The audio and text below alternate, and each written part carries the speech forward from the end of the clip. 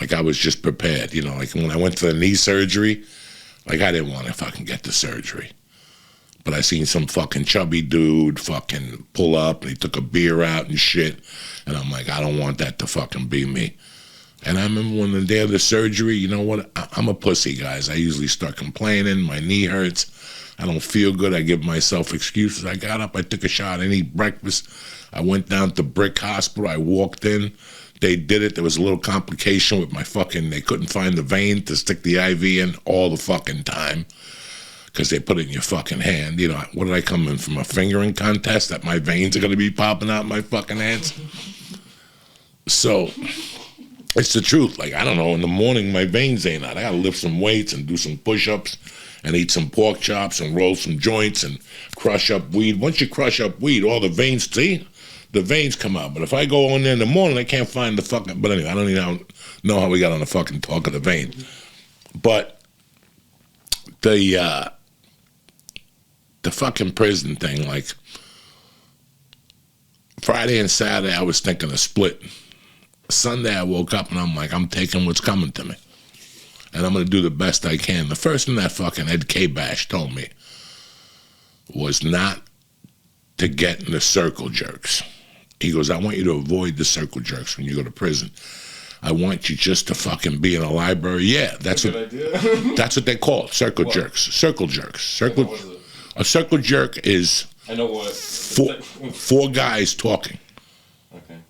When you look out into the fucking, like, and I noticed it on Oz also, like when they show the scene of the I don't know what they fucking call them, the pods, okay? A pod is maybe 32 Invicts, 2 Invict for fucking room, that's 16 fucking rooms in a pod. And when they open up that pod, there's 32 people in there, right? Wrong. There's usually 26 of them fucking around in the pod, talking, watching TV, gambling. But the other people who know, the old timers, the guys who've been in there before, they're in their rooms reading.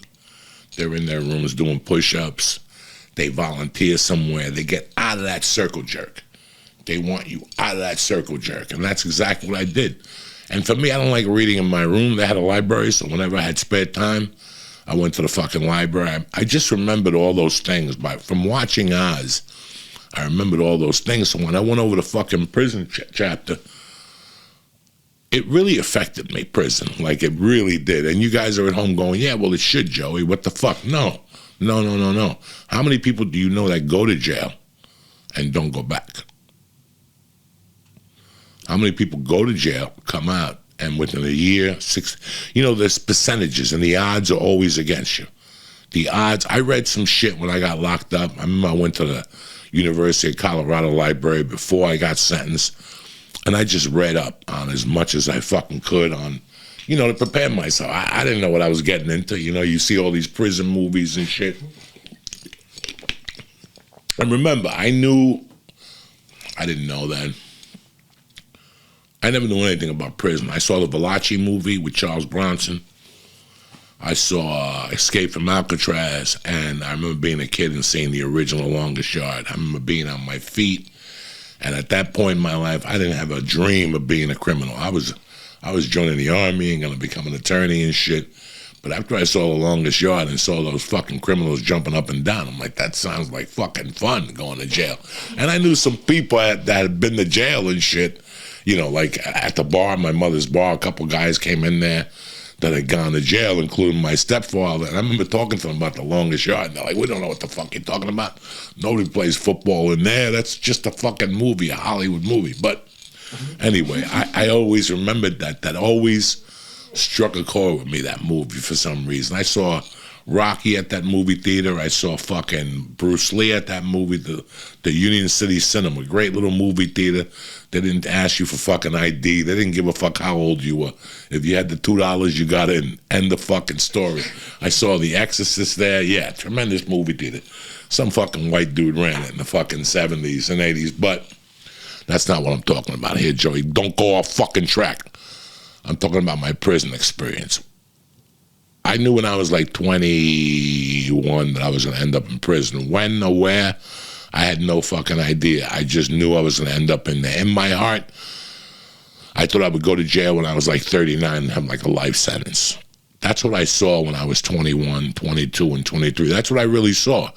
I've always been the type of guy that I'm very fucking honest with myself. Like, I'm not going to fucking, was that a funny set? No, nobody laughed. You know what I'm saying? It's not funny. Get to the real world. Smoke a joint and get in the real world. I was never been one of those guys that comes in with fucking mind fucks. I'm going to be president or whatever. But when I got sentenced when I knew I was going to jail, I was like, listen, I'm just going to take what they're giving to me, go in there with an open heart, not let nobody fuck with me. I'm going to be firm. First motherfucker that fucks with me, I'm going to hit him in the head with a chair so there's no misunderstandings. I mean, really, that's how you have to think. When you walk into a prison, in my situation, I went to diagnostic first. There's 1,000 fucking guys in there, and they all got a different fucking agenda for you. So I kept to myself. There was this one black dude I fucking talked with in there, funny as fuck. I don't know where he ended up. I still fucking think about him. I still remember what he looked like. This guy was hilarious because he would get on the phone with his girlfriend. He was one of those black dudes that fucking yelled at her on the phone and shit.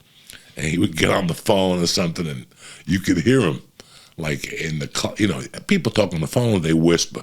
This brother was louder than fuck. And he would get on the phone and yell at her for a little while about God. I have no idea. If I was 20, whatever the fuck I was, 26, this guy was maybe 30. And he would get on the phone, and at the end of every conversation with her, he'd go, now, you guys know that in prison, nobody calls you. You got to call them collect. But this guy would always end the conversation with, listen, bitch, don't call here no more. And he'd hang up on her. I go, what the fuck? What the fuck are you talking about? Don't call here no more, bitch. And he'd hang up on her. You don't expect, you think when you go to prison, you're going to be fucking sad and miss your people. Listen, you miss them for about an hour.